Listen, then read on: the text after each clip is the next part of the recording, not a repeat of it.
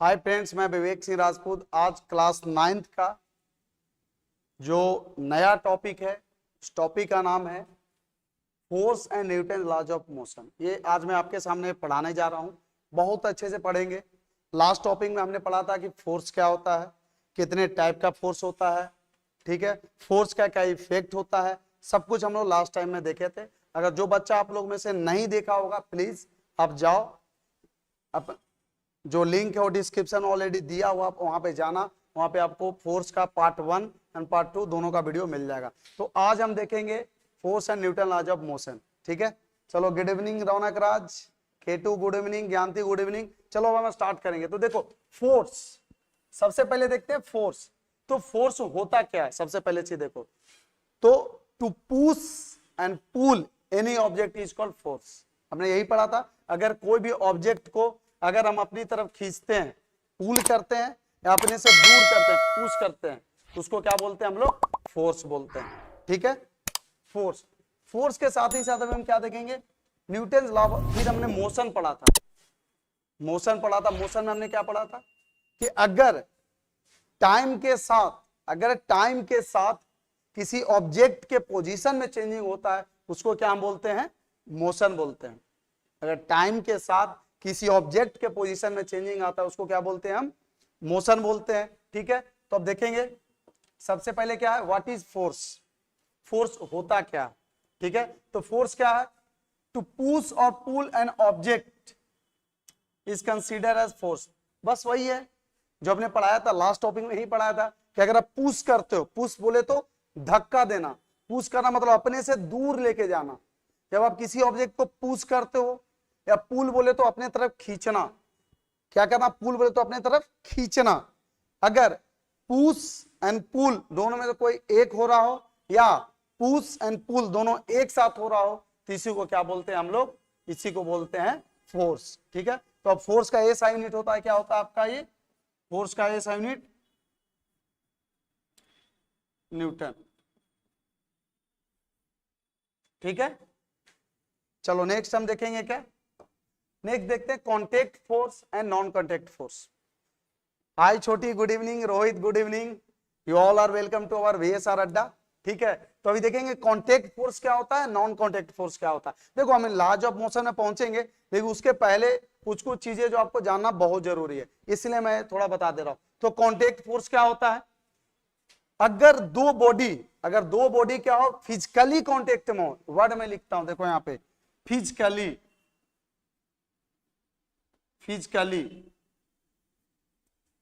क्या हो? कांटेक्ट में हो। अगर दो बॉडी अगर फिजिकली कांटेक्ट में होगा, तो उन दोनों के बीच में जो फोर्स लगेगा उसको क्या बोलेंगे हम? कांटेक्ट फोर्स बोलेंगे, ठीक है। जैसे अगर मैं इस पेन से इस बोर्ड पे लिख रहा हूं, तो इस पे मैं क्या कर रहा हूं? पेन हमारे किस में है? टच में है। हाथ के टच में क्या है? पेन है, तभी तो क्या हो रहा है? लिखा रहा है, ठीक है। और नॉन कॉन्टेक्ट फोर्स क्या होता है? तो वैसा फोर्स जिसमें दो ऑब्जेक्ट फिजिकली कांटेक्ट में नहीं हो, उसको क्या बोलेंगे हम? Non contact. वर्ड से ही पता लग रहा, नॉन मतलब कि नहीं है। क्या नहीं है? कांटेक्ट में नहीं है, ठीक है। तो अगर दो ऑब्जेक्ट कांटेक्ट में नहीं हो, तो उन दोनों के बीच में अगर जो फोर्स लगता है उसको क्या बोलते हैं? नॉन कॉन्टेक्ट फोर्स बोलते हैं। और नॉन कॉन्टेक्ट फोर्स का एग्जांपल आप देख लो, इलेक्ट्रिसिटी।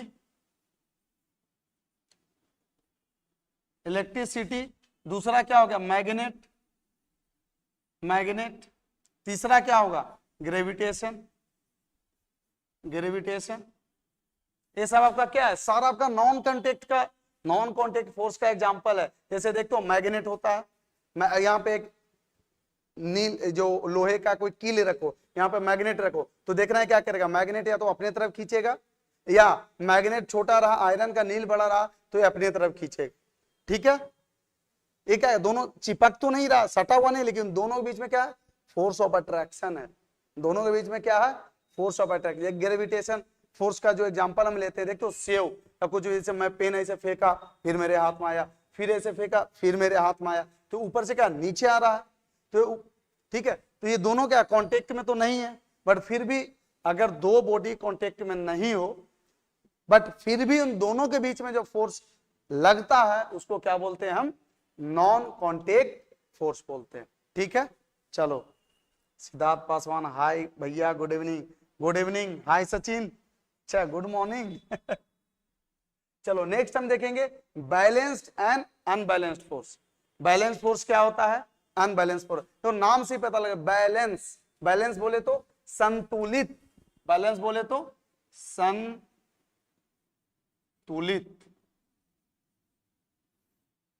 संतुलित। देखो ये बैच तो है सीबीएसई का, बिल्कुल मैं मान रहा हूं कि मैं हिंदी इसलिए लिख देता हूं ताकि मैं भी खुद सीबीएसई से ही पढ़ा हूं, ठीक है, लेकिन कुछ चीजें जो होती है ना, जैसे हिंदी में अगर कोई बता दे तो जल्दी दिमाग में घुस जाता है। मानते हो कि नहीं मानते हो? अगर कोई हिंदी में आपको अगर बता दे तो जल्दी से खट से दिमाग में घुस जाएगा। ठीक है, तो इसीलिए हमने लिख दिया। देखो तो बैलेंस्ड, अगर हम जैसे ये हम बॉक्स है, एक बॉक्स है, इधर से भी 50 न्यूटन लगाए, इधर से भी 50 न्यूटन लगाए, इधर से भी 50 न्यूटन लगाए, तो आप लोग बताओ क्या बॉक्स हिलेगा अपने जगह से? आप लोग बताना।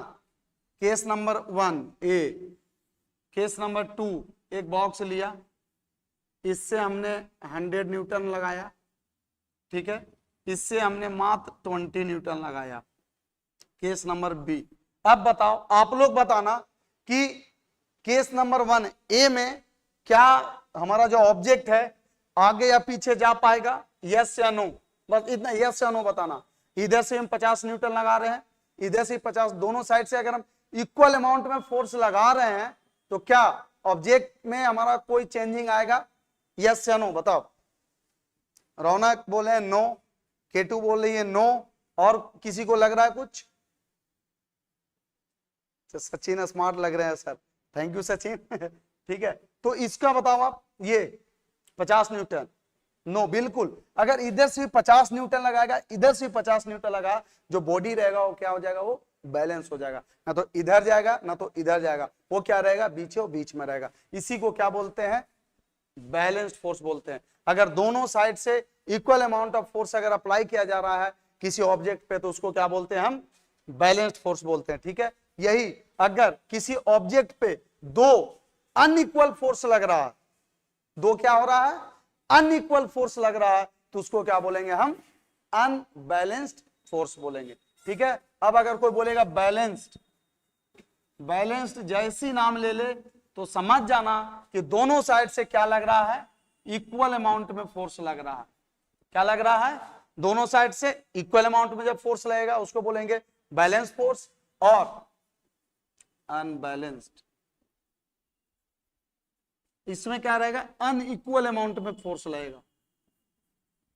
अगर दोनों साइड से इक्वल अमाउंट में फोर्स लगेगा उसको बैलेंस फोर्स बोलेंगे, अगर दोनों साइड से अनइक्वल अमाउंट में फोर्स लगा उसको क्या हम बोलेंगे, अनबैलेंस्ड फोर्स बोलेंगे। ठीक है, यहां तक किसी को कोई दिक्कत, किसी को कोई समस्या, किसी को कोई दर्द दुख पीड़ा कुछ हो तो बताओ, किसी को कुछ है तो बताओ हमें।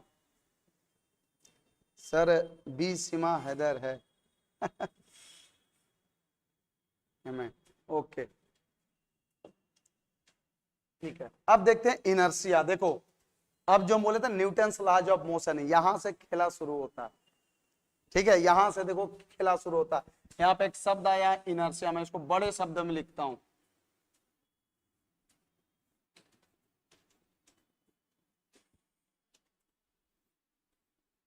इनर्शिया। इनर्शिया कितना बड़ा मैं शब्दों में लिखूं, इनर्शिया। तो भैया इनर्शिया क्या होता है, किसी को कुछ आइडिया है तो बताओ। कुछ आइडिया है, थोड़ा बहुत भी आइडिया तो ट्राई करो, क्योंकि आपके स्कूल में चैप्टर हो गया होगा, अगर नहीं भी हुआ होगा तो कोई बात नहीं, हम आपको बता देंगे।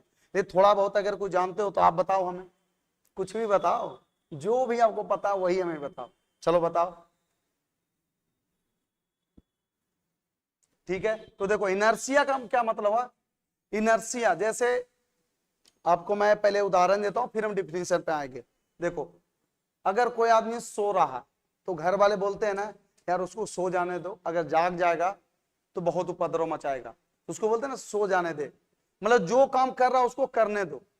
अगर कोई घर में बच्चा अगर बदमाश है, घर में अगर बच्चा बदमाश है, उसको लाख समझा लो, कुछ भी कर लो, वो नहीं सुधरेगा, उसका जो मन रहेगा वही करेगा। ठीक है, तो उसको क्या बोलते हैं घर वाले, अरे जाने दे यार, इसको करने दे, तो इसका जो मन आएगा वही करेगा। मतलब जो तुम करना चाहते हो अगर तुम वही कर रहे हो तो क्या वो इनर्शिया। मतलब जो तुम करना, जो चीज तुम कर रहे हो वही तुम आगे भी कर रहे हो तो क्या वो इनर्शिया। समझ रहे हो। अगर तुम क्लास 9th में, सॉरी क्लास 8th में भी तुम्हारा अगर रोल नंबर 40 है और क्लास 9th में भी आने के बाद तुम्हारा अगर रोल नंबर 40 ही है, तो भैया तुम क्या हो, इनर्शिया में हो। ना तो तुम्हारा कोई प्रोग्रेस हो रहा है, ना तो तुम्हारा प्रमोशन हो रहा है, ना तो डिमोशन हो रहा है। तुम जैसे थे, एक वर्डिंग होता है ना, जैसे थे, तो वही तुम जैसे थे वाले कंडीशन में हो। यही आपका कंडीशन क्या है, इनर्शिया। ठीक है,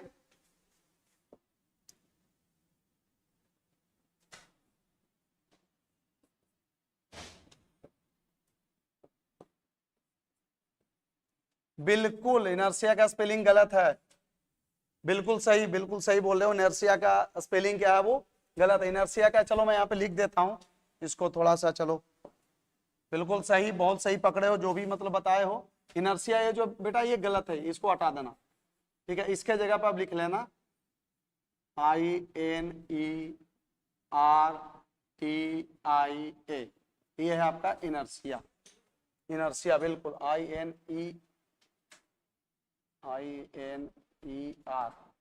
इनर्शिया, टी डाल देते हैं, इनर्शिया।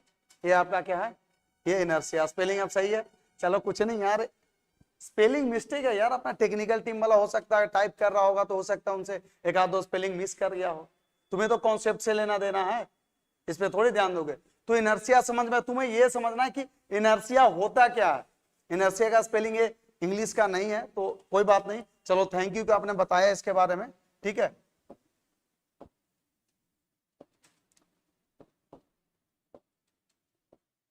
ठीक है, तो इनर्शिया क्या है, देखो न्यूटन का जो पहला लॉ है, लॉ ऑफ इनर्शिया, इसको क्या बोलते हैं, law of inertia, law of inertia. ये कहता क्या, जो सुनो, इनर्शिया बोलता क्या, अगर कोई ऑब्जेक्ट, ध्यान से पहले सुनना, अगर कोई ऑब्जेक्ट मोशन में है या अगर कोई ऑब्जेक्ट रेस्ट में है, तो वो ऑब्जेक्ट तब तक मोशन में रहेगा या वो ऑब्जेक्ट तब तक रेस्ट में रहेगा जब तक कि कोई एक्सटर्नल फोर्स उस पे अप्लाई ना हो। ठीक है, क्या, if a body is at rest, it will remain at rest.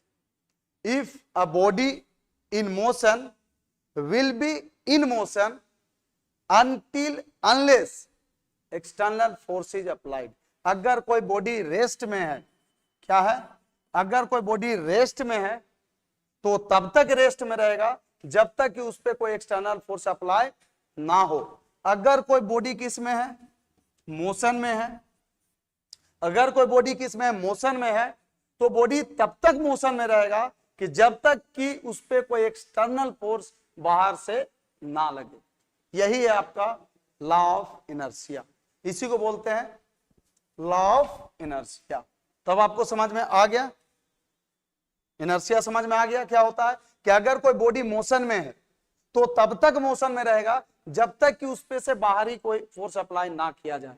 अगर कोई बॉडी रेस्ट में है तो तब तक रेस्ट में रहेगा जब तक कि उस पे कोई बाहरी या एक्सटर्नल फोर्स उसके ऊपर अप्लाई ना हो। ठीक है, चलो अब आते हैं न्यूटन्स लॉज ऑफ मोशन।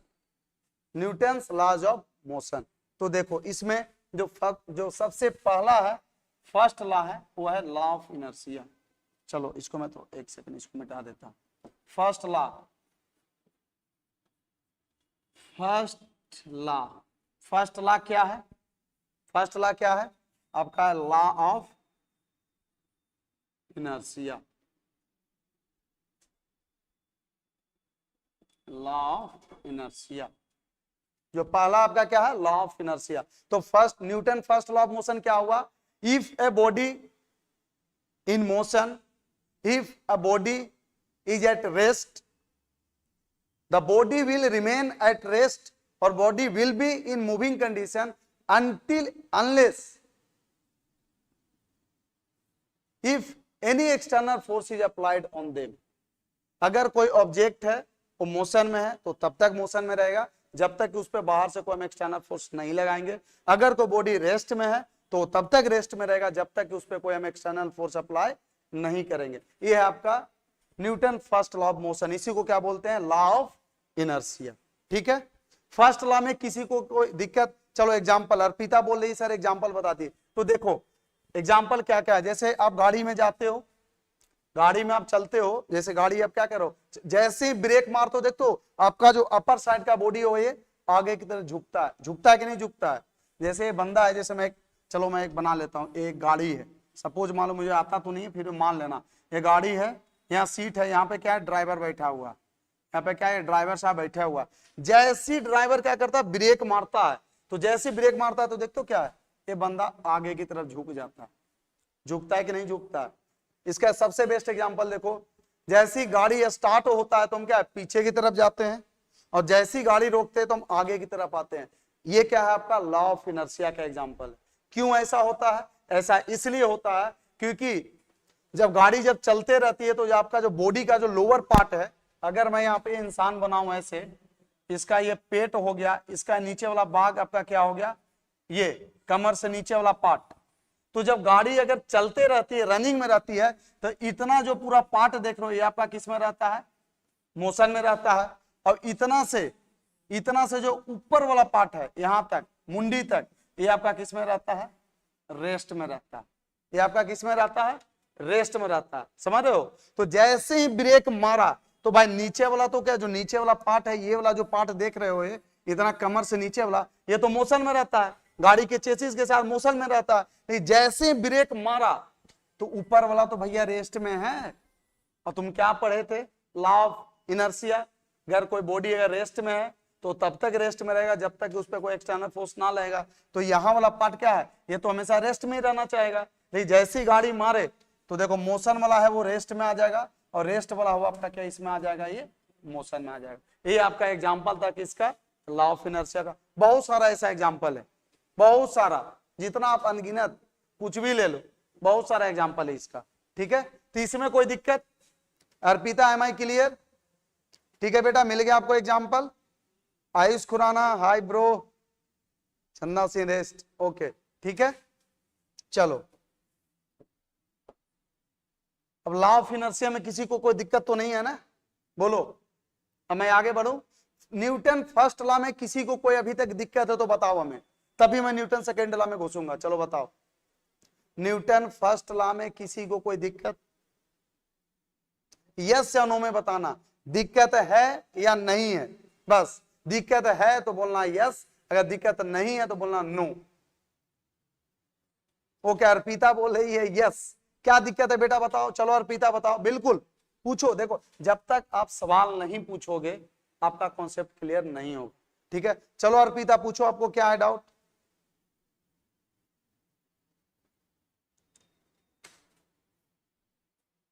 ऐसा करो आप यस नो में, यार मैं खुद कंफ्यूज हो जाता हूं, आप लोग लिख देना yes I have one doubt, या नो डाउट लिखना, यस डाउट लिखना, यस ऐसे लिखना। यस बोलते थे नो बोलते, यार मैं खुद कंफ्यूज हो जाता हूं तुम बोल क्या रहे हो। ठीक है, सिद्धार्थ पासवान किंग, हाँ भाई, हाँ बताओ भाई क्या है, हाँ भाई नो सर, ओके चलो ठीक है। तो देख ले, Newton first law of motion तो समझ में आ गया, कोई दिक्कत तो नहीं है। और Newton second law of motion start करने से पहले मैं आपको कुछ चीजें जो थोड़ा बता देता हूं, तब वहां पे पहुंचेंगे। देखो एक वर्ड आता है मोमेंटम, एक आता है वर्ड मोमेंटम, मोमेंटम, मोमेंटम, इसका हिंदी में बोलते हैं संवेग। छोड़ दो, हिंदी तुम्हें समझ में नहीं आएगी, इसे लिख देता हूं, अगर कोई बच्चे देख रहे होंगे तो। ये होता है संवेग। ये तुम्हें तुम्हारे समझ, भाई हमारे संवेग मुझे ना समझ में आती है, तुम्हें कहां से आएगी बताओ। ये मोमेंटम समझो, मोमेंटम क्या होता है, no doubt. Okay Arpita, no doubt, ठीक है, गुड, ठीक है। चलो, मोमेंटम ये क्या होता है? It is the product of mass and velocity. जो मोमेंटम होता है क्या होता है? प्रोडक्ट। और इसको मोमेंटम को हम किससे? पी से डिनोट करते हैं। मोमेंटम को हम किससे डिनोट करते हैं? छोटा वाला पी से डिनोट करते हैं, ठीक है, पी से। तो पी बराबर क्या होता है? मोमेंटम बराबर क्या होता है? Product of mass and velocity, mass into velocity. Momentum बराबर क्या होता है? Mass into velocity. अब मैं आपको बताऊंगा कि एक्चुअल मोमेंटम होता क्या है, ठीक है, मैं आपको समझाता हूं। बस ये लिख दिया था डिफिनेशन कि product of mass and velocity is called momentum, ठीक है। इसका फॉर्मूला क्या होता है? P बराबर मास इंटू वेलोसिटी, ठीक है। अब होता कैसे मोमेंटम? आखिर होता क्या है? ये तो भैया डिफिनेशन था और इसका ये फॉर्मूला था। ये आपके माइंड में चल रहा होगा सर मोमेंटम को हम कैसे समझेंगे? तो देखो बेटा कैसे समझोगे, इसको मैं थोड़ा मिटा देता हूं, ठीक है। चलो देखो कैसे समझेंगे। अभी हम क्या पढ़े थे? P बराबर एम इंटू भी पढ़े थे ना, पढ़े थे, ठीक है। तो देखो क्या होता है, अगर इसको आप इसको कैसे करोगे? देखो, मान के चलो कोई ऑब्जेक्ट है, ठीक है, ऑब्जेक्ट है, उसका कुछ तो मास होगा। अगर ये पेन है, ये देख रहे हो मार्कर, ये जो पेन है, इस पेन का कुछ तो वजन होगा। मैं बोलता हूं 50 ग्राम, 10 ग्राम, 20 ग्राम, 100 ग्राम, जो मानना है मान लो, कुछ तो वेट होगा, ठीक है। चलो आप ये भी नहीं मानते हो, चलो मैं पेन हटा देता हूँ, गाड़ी ले लेता हूँ, ठीक है, गाड़ी जो होता है, चलो गाड़ी, एक गाड़ी है, ये क्या है? ये गाड़ी है, इसका कुछ वजन है, मान के चलो कि 100 केजी इसका, मान के चलो एक गाड़ी है, इसका मान के चलो कि 1000 केजी वजन है। एक गाड़ी है, इसका क्या है? 1000 केजी वजन है। मतलब इसका एम बराबर क्या हो गया? 1000 केजी। ये गाड़ी है, इसका क्या है? कुछ मास होगा। तो जैसे हम इस पे कुछ एक्सटर्नल फोर्स लगाएंगे, जैसे ही इस पे हम एक्सटर्नल फोर्स लगाएंगे तो क्या होगा? मान के चलो इसका इनिशियल वेलोसिटी मान के चलो 0 मान लेते हैं। ये क्या है? गाड़ी है जो रुका हुआ है। गाड़ी क्या हुआ है? रुका हुआ है। और जैसे ही स्टार्ट हुआ तो यहां से कुछ अगर जाएगा, मान के चलो ये वाला गाड़ी जो 1000 केजी वाला गाड़ी था, कुछ दूरी के बाद, मतलब आफ्टर 5 मिनट मान लो, 5 मिनट बाद इसका इनिशियल वेलोसिटी मान के चलो 50 किलोमीटर पर आवर आ गया। मतलब एक घर पे जब गाड़ी खड़ा था तो उसका इनिशियल वेलोसिटी कितना था? 0 था, क्योंकि गाड़ी रुका हुआ था। लेकिन जैसे ही गाड़ी घर से निकला, हाईवे पकड़ा, तो उसका 50 किलोमीटर पर आवर हो गया। हुआ कि नहीं हुआ? हुआ। क्यों? क्योंकि स्टार्ट किए, मतलब एक्सटर्नल फोर्स लगाए उस पे। तो अगर कोई ऑब्जेक्ट है, तो उसका कुछ मास होगा। तो अगर कोई ऑब्जेक्ट है, उस पे जैसे ही हम कोई एक्सटर्नल फोर्स लगाते हैं तो क्या होता है? उसमें कुछ चेंजिंग आता है। उसमें क्या आता है? कुछ चेंजिंग आता है। अगर वो, जैसे मैं धीरे धीरे ऐसे ऐसे करके चल रहा हूं, ठीक है, कोई पीछे से आकर मेरे को धक्का दे, तो मैं क्या करूंगा? थोड़ा सा और स्पीड मेरा बढ़ जाएगा। क्या होगा? मेरा थोड़ा और स्पीड, जो ये जो बोल रहे थोड़ा और स्पीड बढ़ जा रहा है, तो इट्स नथिंग, इट्स मोमेंटम। इसी को क्या बोलते हैं? मोमेंटम। मतलब कि स्पीड इसका इनिशियल में कुछ था, लेकिन थोड़े देर बाद इसका स्पीड कुछ और हो गया। हुआ कि नहीं हुआ? तो इसी को क्या बोलते हैं हम लोग? मोमेंटम बोलते हैं, ठीक है। चलो, good evening, hi Sudhir Kumar Singh, good evening bro. RP the last definition, no doubt. अच्छा, लास्ट डिफिनेशन कोई मैं लिख देता हूं। लो चलो, मैं लास्ट, इसमें मोमेंटम में समझने में किसी को कोई दिक्कत है तो बताओ। अगर कोई मान के चलो ऑब्जेक्ट है, उसका एम मास होगा, एम मास होगा ही होगा। तो जैसे ही इस पे कुछ हम एक्सटर्नल फोर्स लगाएंगे ना, तो इसमें क्या होगा? ये इट विल गेन वेलोसिटी। ये क्या गेन कर लेगा? ये वेलोसिटी गेन कर लेगा। ये क्या कर लेगा? वेलोसिटी गेन कर लेगा। करेगा नहीं करेगा? वेलोसिटी गेन कर लेगा। भैया जब वेलोसिटी गेन कर लेगा तो इसमें क्या आ जाएगा? एक्सेलरेशन आ जाएगा। क्या आ जाएगा? एक्सेलरेशन आ जाएगा, ठीक है। तो मोमेंटम, सॉरी गिर गया था, ठीक है। तो मोमेंटम, चलो हाँ, डिफिनीशन अर्पिता बोले थे। डिफिनीशन बेटा देखो, डिफिनीशन यही है, product of mass and velocity, mass and velocity, ठीक है। इसी को P बराबर क्या बोलते हैं, m इंटू v, ठीक है। इसका अगर ऐसा यूनिट लिखना चाहो तो मास का क्या होता है kg, वेलोसिटी का क्या होता है मीटर पर सेकेंड, तो इसका जो हो जाएगा kg मीटर पर सेकेंड, यही इसका क्या हो गया आपका यूनिट हो गया, ठीक है। यही इसका आपका क्या हो गया मास होगा बेटा, weight is another thing. Arpita,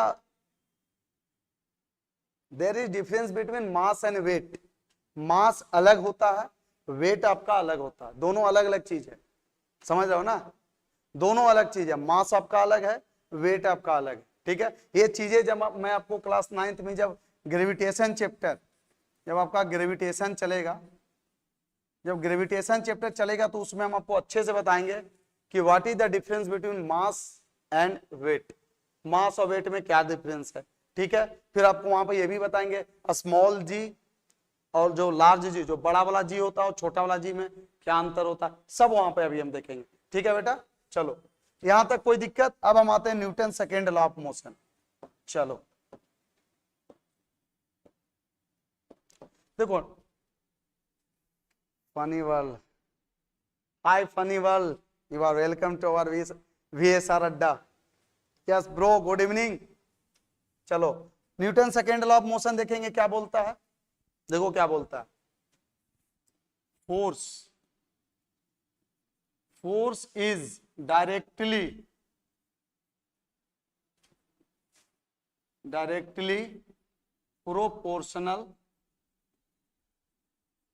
proportional to the rate of change of momentum,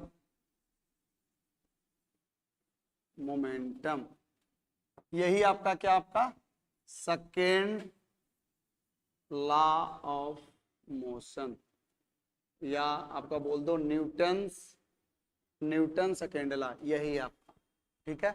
देख लो क्या बोल रहा है, जो पढ़ो, ठीक है। सेकेंड लॉ ऑफ मोशन क्या बोलता है, जो आपका फोर्स है, जो आपका फोर्स है वो डायरेक्टली प्रोपोर्शनल, जो फोर्स है वो आपका डायरेक्टली प्रोपोर्शनल होता है, किसका होता है, तो directly proportional to the rate of change of momentum, किसका प्रोपोर्शन होता है, rate of change of momentum, इसी को क्या बोलते हैं हम Newton second law of motion. जो फोर्स जो होता है वो आपका rate of change of momentum के प्रोपोर्शनल होता है, कैसे, जो अभी हम देखेंगे क्या कहता है। देखो ये पहले आप लिख लो, फिर मैं इसको मिटाऊंगा, मैं थोड़ा हट जाता हूं, अगर आप चाहते हो लिखने के लिए तो इसको लिख लो, मैं थोड़ा हट जाता हूं, लो। या तो आपको लगता है कि स्क्रीनशॉट लेंगे तो आप स्क्रीनशॉट ले लो, नहीं आपको लगता है नहीं हम इसका लिखेंगे तो आप लिख लो, ठीक है, क्योंकि मैं अब आगे बढ़ूंगा इसका, ठीक है। चलो अभी देखेंगे इसमें क्या है,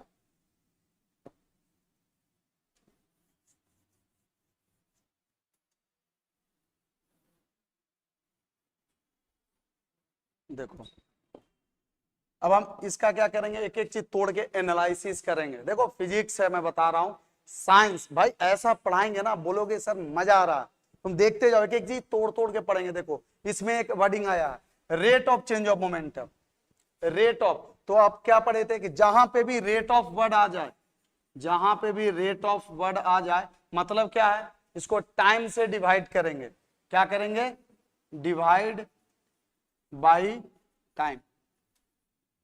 जहां पर भी रेट ऑफ आ जाए मतलब उसको क्या करेंगे, टाइम से डिवाइड करेंगे। और इसमें क्या बोलता है, चेंज ऑफ मोमेंटम, इस वर्ड को पकड़ो, इसको चेंज ऑफ मोमेंटम मतलब अगर अभी मोमेंटम बराबर पी बराबर क्या पढ़े थे, एम भी पढ़े थे, पी बराबर क्या पढ़े थे, एम भी पढ़े थे ना, तो बोला है चेंज ऑफ मोमेंटम मतलब कि फाइनल माइनस इनिशियल। जब चेंज ऑफ बोलता है मतलब क्या है, डिफरेंस निकालते हैं, क्या करते हैं हम, डिफरेंस निकालते हैं। तो मान के चलो एक ऑब्जेक्ट है, इसका इनिशियल वेलोसिटी u है, उसका इनिशियल वेलोसिटी क्या है, u है, ठीक है। कुछ देर बाद उसका जो फाइनल वेलोसिटी हो क्या हो जाता है, भी हो जाता है, ठीक है। तो यहाँ पे अगर इनिशियल मोमेंटम निकालोगे, अगर मैं P1 निकालता हूं तो mu हो जाएगा इनिशियल mu, फाइनल अगर मैं निकालता हूं P2 तो ये क्या हो जाएगा mv। अगर मैं चेंज ऑफ मोमेंटम बोलता हूं, यहां पे अगर मैं बोलूं कि चेंज ऑफ मोमेंटम, चलो मैं लिख देता हूं यहां पे चेंज ऑफ मोमेंटम, क्या है चेंज ऑफ मोमेंटम। तो चेंज ऑफ मोमेंटम जब भी बोलेगा तो क्या करोगे, फाइनल यानी कि P2 minus P1, P2 minus P1, तो P2 में क्या होगा mv माइनस mu, होगा कि नहीं होगा। अगर इसमें से m कॉमन ले लोगे तो v माइनस यू हो जाएगा, v माइनस यू हो जाएगा, होगा कि नहीं होगा। यहां तक कोई किसी को कोई दिक्कत है बताओ।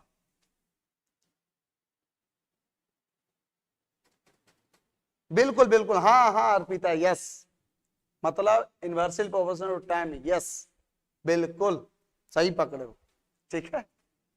चलो यहां तक कोई दिक्कत, ये चेंज ऑफ, चलो यार इसको इतना जो हौच पौच हो रहा है ना, मैं इसको यहां लिखता हूं। चलो चलो देखो, ये जो बोलते हैं ना change of momentum, change of momentum, change of momentum, देखो चेंज ऑफ मोमेंटम जब भी बोले आप इसको कैसे निकालोगे। मान के चलो कोई ऑब्जेक्ट है, इसका इनिशियल वेलोसिटी u लिए, फाइनल वेलोसिटी क्या लिए v लिए, तो अगर pi लेता हूं इनिशियल मोमेंटम निकालोगे तो क्या हो जाएगा mu। अगर मैं यहाँ पे फाइनल मोमेंटम निकालू तो क्या हो जाएगा mv। अगर इन दोनों का डिफरेंस निकालू, चेंज ऑफ मोमेंटम निकालू, change of momentum, change of अगर मैं मोमेंटम निकालूंगा तो ये क्या हो जाएगा mv माइनस mu, ये क्या हो जाएगा m अगर कॉमन लोगे तो v माइनस यू, इतना होगा। ये देखो इतना यहाँ पे आ गया, ये क्या है आपका, ये चेंज इन मोमेंटम है, ये आपका क्या है, ये चेंज इन मोमेंटम। यहां तक समझ में आ गया, चेंज इन मोमेंटम कैसे निकाले, जो ये आ गया। अब हम क्या पढ़े थे, Newton second law of motion कि जो फोर्स होता है हमारा directly proportional to change of momentum upon time, ठीक है। तो अगर मैं यहाँ पर एफ बराबर लूं, यहाँ पे फोर्स अगर एम भी माइनस एम यू अपॉन में क्या हो जाएगा टाइम, होगा नहीं होगा, बताओ ये होगा कि नहीं होगा।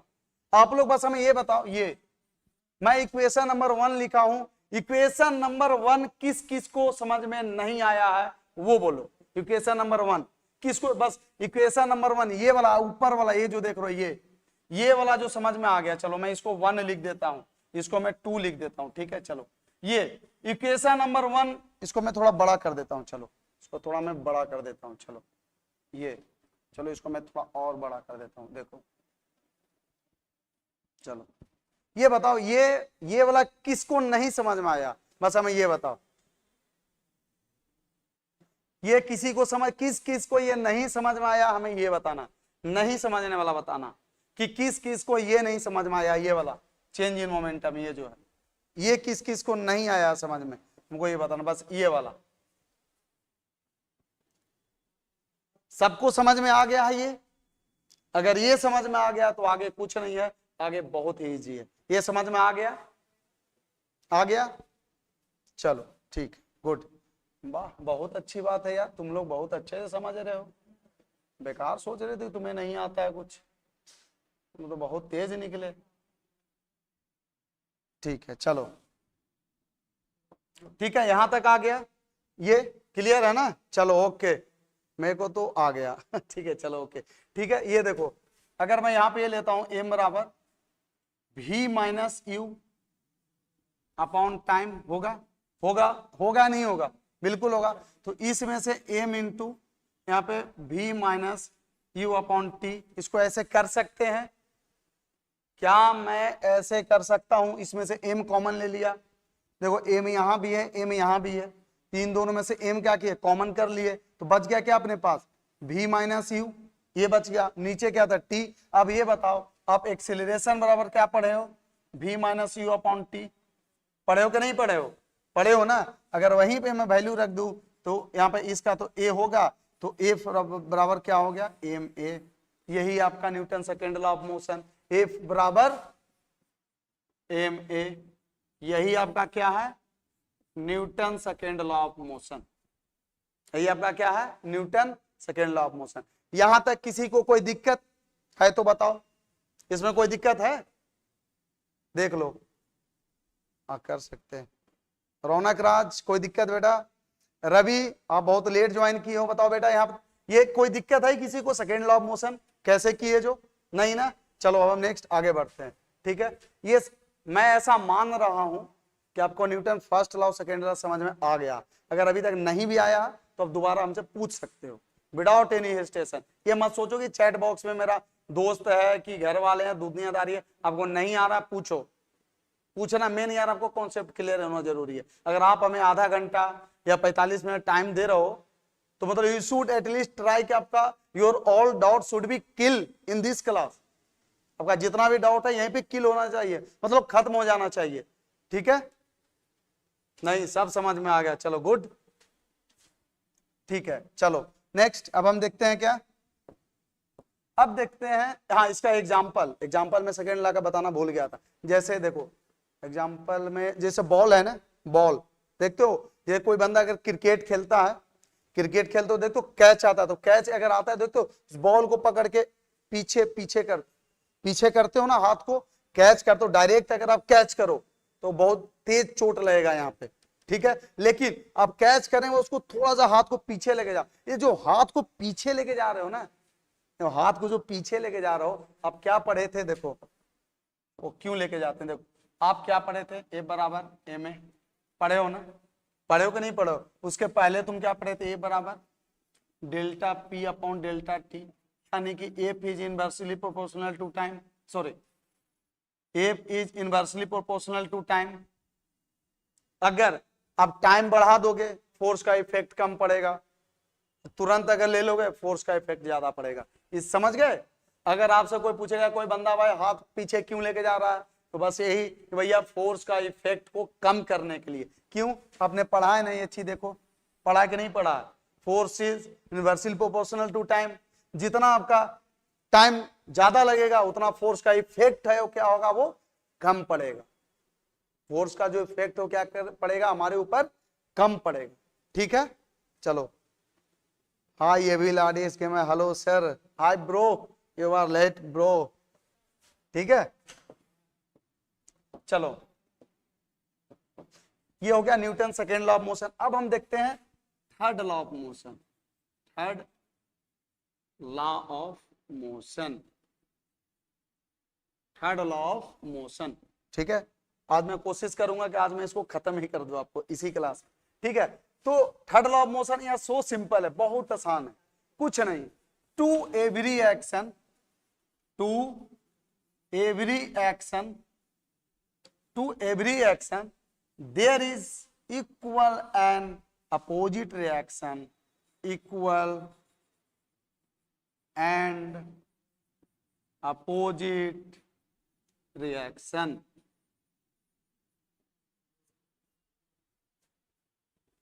to every action there is equal and opposite reaction। मतलब कहने का मतलब क्या हुआ, टाइम लग रहा है इंक्रीज करने के लिए, ओके ओके कोई बात नहीं, इसको इसके बाद एक छोटा टॉपिक है, खत्म है, ठीक है। देखो ये क्या है, to every action there is equal and opposite reaction. Newton third law of motion ये बोलता है कि अगर आप हमें एक चाटा मारोगे तो पलट के हम भी आपको एक चाटा मारेंगे, सिंपल जान लो। पूरा सुभाष चंद्र बोस, अगर तुम हमारे अगर एक गाल में चाटा मारोगे तो हम तुम्हारे दोनों गाल में चाटा मारेंगे, सुने हो ना। To every action there is equal and opposite reaction. Live example देख लो, आपके घर में अगर आपके पापा अगर आपके मम्मी के मायके के बारे में अगर एक शब्द कुछ कह दे, देख लो रिएक्शन, तुरंत आपको Newton third law of action मिल जाएगा। आपको पूरा आपके खानदान का पूरा हिस्ट्री आपके सामने एकदम पूरा बायोडाटा मिल जाएगा, बिना कोई विकिपीडिया गूगल का, समझ लो। तो this is the best example of Newton third law of motion, पहला चीज, ठीक है, देख रहे हो ना, पहला। दूसरा देख लो, अगर मान के चलो आप एग्जाम दिए हो, नंबर कम आया हो, पापा से जाकर हो पापा इस बार मेरे को ना आईफोन लेना है, पापा का उनका रिएक्शन क्या देखोगे, बेटा आज तक तुम रोल नंबर 1 कभी लाए नहीं क्लास में और तुम्हें क्या चाहिए, आईफोन चाहिए। तो समझ रहे हो, तो to every action there is equal and opposite reaction, ठीक है। जो बोलते हैं ना, जो जैसी करनी वैसी भरनी, वही आपका न्यूटन थर्ड लॉ, जो आप करोगे वही आपको उसके अपोजिट में मिलेगा, समझ रहे हो, यही है Newton third law of motion, ठीक है। अगर आप इस पे 10 न्यूटन का फोर्स लगा रहे हो, अगर इस बोर्ड पे मैं अगर 10 न्यूटन का फोर्स लगा रहा हूं, तो ये बोर्ड भी हमारे ऊपर 10 न्यूटन का फोर्स लगाएगा। अगर इस पेन को मैं ऐसे करके दबा रहा हूं, तो अगर मैं इसको मान के चलो 5 न्यूटन के फोर्स से भी दबा रहा हूं, इसको से दबा रहा हूं, तो ये पेन भी हमें 5 न्यूटन के फोर्स से दबा रहा है। तो जितना हम किसी पे फोर्स लगाते हैं, वो भी रिप्लाई में हमें उतना ही फोर्स लगाता है। This is called Newton third law of motion. To every action, तो इसको देखो F बराबर माइनस F, ये देखो, to every action there is equal and opposite reaction. ये देख रहे हो, माइनस माइनस साइन क्या शो करता है, अपोजिट, अपोजिट एक्शन ये शो करता है कि अगर आप इस पे 10 न्यूटन का फोर्स लगाओगे, तो सामने वाला भी आप पे 10 न्यूटन का फोर्स लगाएगा। ये था आपका Newton third law of motion. ये हुआ टोटल आपका। जैसे एग्जांपल में आपको बता दूं, जैसे आप गोली होता है, पिस्तौल जो होता है, पिस्तौल या जो गन होता है, गन से आप जैसे ऐसे फायर करते हो, तो जितना रफ्तार से बुलेट आगे की तरफ निकलता है, उतना ही रफ्तार से क्या होता है, वो पीछे की तरफ झटका देता है। इसी को यहाँ पे एक वर्ड आता है रिक्वाइल वेलोसिटी। यहाँ पे एक सुनते होंगे रिक्वाइल, रिक्वाइल, रिक्वाइल क्या है ये देखो रिक्वाइल। तो जो बंदूक के द्वारा जो बुलेट जो निकल रहा, जिस वेलोसिटी से बुलेट आगे की तरफ जा रहा है, this is called recoil velocity. जो बंदूक से जब आप अगर छोड़ते हो गोली को, तो जिस रफ्तार से आगे की तरफ जाता है, इसी को क्या बोलते हैं, रिक्वाइल वेलोसिटी। तो जब आप गन से फायरिंग करते हो, तो जो जिस रफ्तार से आगे बुलेट जा रहा है, तो पीछे तरफ जो झटका देता है, ये क्या है आपका, ये रिक्वाइलिंग कैपेसिटी आपका गन का, जो पीछे की तरफ मारता है, ठीक है। तो अब समझ में आ गया कि न्यूटन, चलो मैं तीनों लॉज को एक बार बता देता हूं। पहला लॉज क्या था, लॉ ऑफ इनर्शिया, क्या है लॉ ऑफ, चलो इसको मैं लास्ट में रिवाइज करा देता हूं, पहले एक बार ये भी खत्म कर लेता हूं। Law of momentum, law of conservation, conservation of momentum, momentum, law of conservation of momentum. इसमें क्या है, दो चीज लेते हैं, बिफोर कोलिजन,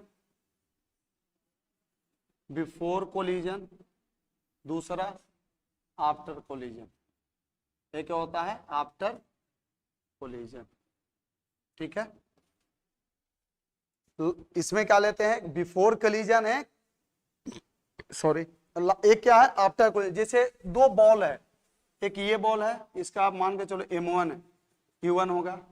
दूसरा एक बॉल है, इसका भी मास होगा m2, इसका भी होगा u2, ठीक है।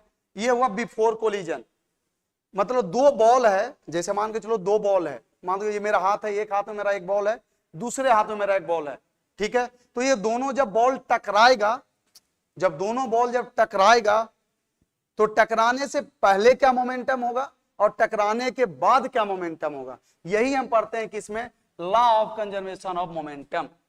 मतलब कि before collision and after collision दोनों में जो मोमेंटम होता है, क्या होता है, वो सेम होता है, यही बताना आपको चाह रहे थे।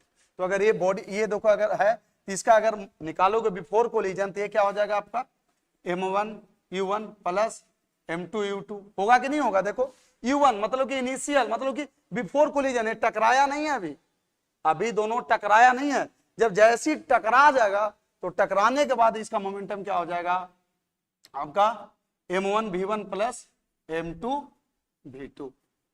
ये क्या हो जाएगा m2 v2। जब इसको निकालोगे तो ये क्या हो जाएगा आपका m1 u1 plus m2 u2 बराबर m1 v1 plus m2 v2। यही आपका क्या है, law of conservation of momentum, ठीक है। तो बच्चों आज यहीं तक रहा, ठीक है। And thank you so much. आपका law of Newton laws of motion का जो चैप्टर है यहीं पे क्लास 9 का कंप्लीट होता है। एक बार मैं आपको लास्टली एक बार रिमाइंड करा दूं, सबसे पहले हमने शुरुआत किया था कि फोर्स, तो फोर्स होता क्या है, तो to push and pull any object is called force, पहला ये पढ़े थे। फिर क्या पढ़े थे, contact force, non contact force. तो जब अगर दो बॉडी अगर फिजिकली कॉन्टेक्ट में होगा तो उन दोनों के बीच में जो फोर्स लगता है उसको बोलते हैं कॉन्टेक्ट फोर्स, और जो अगर दो बॉडी फिजिकली कॉन्टेक्ट में नहीं हो तो उन दोनों के बीच में अगर जो फोर्स लगता है उसको बोलते हैं नॉन कॉन्टेक्ट फोर्स। और नेक्स्ट है आपका balanced force and unbalanced force. तो बैलेंस फोर्स उस फोर्स को बोलते हैं जब अगर दोनों साइड से इक्वल अमाउंट में अगर फोर्स लग रहा है तो उसको बोलते हैं बैलेंस फोर्स। अगर दोनों साइड से अगर अनइक्वल अमाउंट में फोर्स लग रहा है उसको बोलते हैं अनबैलेंस्ड फोर्स। फिर हम क्या पढ़ते हैं, इनर्शिया। तो इनर्शिया किसी भी ऑब्जेक्ट का वो टेंडेंसी है, टेंडेंसी बोले तो उसका अवस्था, मतलब वो यही चाहता है वो। तो इनर्शिया एक टेंडेंसी है किसी भी ऑब्जेक्ट का कि अगर वो मोशन में है तो मोशन में ही रहना चाहता है, अगर वो रेस्ट में है तो रेस्ट में ही रहना चाहता है। इनर्शिया वही चीज हुआ जो कोई आदमी अगर पीता होता है, लेता होता है, तो उसको लाख आप बोल के थक जाओ कि भैया ये जो वाइन या फिर दारू लेने से आपका शरीर खराब हो जाएगा, नहीं आपका बात मानेगा, वो ले रहा तो लेते ही रहेगा। क्यों? क्योंकि वो इनर्शिया में है, लेने की इनर्शिया में, उसको लाख मना कर लो नहीं मानेगा बंदा। तो यही आपका लॉ ऑफ इनर्शिया कि अगर कोई ऑब्जेक्ट अगर मोशन में है तो तब तक मोशन में रहेगा जब तक कि उस पर कोई एक्सटर्नल फोर्स ना लगे। और अगर law of rest, inertia of rest क्या है कि अगर कोई ऑब्जेक्ट अगर रेस्ट में है तो तब तक रेस्ट में रहेगा जब तक कि उस पर कोई एक्सटर्नल फोर्स अप्लाई ना हो। ठीक है, ये था Newton first law of motion. Second law of motion क्या बोलता है, ठीक है, force is directly proportional to the rate of change of momentum. मतलब कि जो फोर्स है वो डायरेक्टली ए बराबर क्या हो जाता है, M A, mass into acceleration हो जाता है। ठीक है, फिर थर्ड क्या पढ़े थे, third law of motion, third law of Newton third law of motion क्या पढ़े थे, ये है कि to every action there is equal and opposite reaction. ठीक है, और फिर क्या था, law of conservation of momentum में क्या था, बिफोर कोलिजन आफ्टर कोलिजन दोनों क्या होता, सेम होता। ठीक है, तो ये आपका फोर्स का चैप्टर कंप्लीट हुआ। नेक्स्ट चैप्टर कल हम आपका क्लास 9 का यहाँ पर लेकर आएंगे, लेकिन आप लोग हमें कमेंट करके या तो मैसेज करके मेरे को बताना कि सर चैप्टर 1 और चैप्टर 2 का पहले आप टेस्ट ले लो, या तो सर आप इसका डाउट क्लास ले लो, या तो सर इसका रिवीजन क्लास ले लो। कुछ भी आप बताओगे तो पहले मैं वो लूंगा। अगर बोलोगे कि नहीं सर आप कंटिन्यू इसको चलाते रहो, पहले सिलेबस कंप्लीट, मतलब पहले अपना चैप्टर कॉन्सेप्ट बिल्डअप कर ले, तो जैसा आप बोलोगे वैसे हम करेंगे। ठीक है, चलो आज के लिए इतना ही। और आपका क्लास 8 का भी टाइमिंग हो गया है, उनका टाइमिंग है आपका 8:15 PM। तो अभी उनका क्लास है क्लास 8 का। ठीक है, तो अभी हम यहीं पे खत्म करते हैं क्योंकि 8:05 हो गया। आप लोगों का क्लास थोड़ा लंबा हो जा रहा है।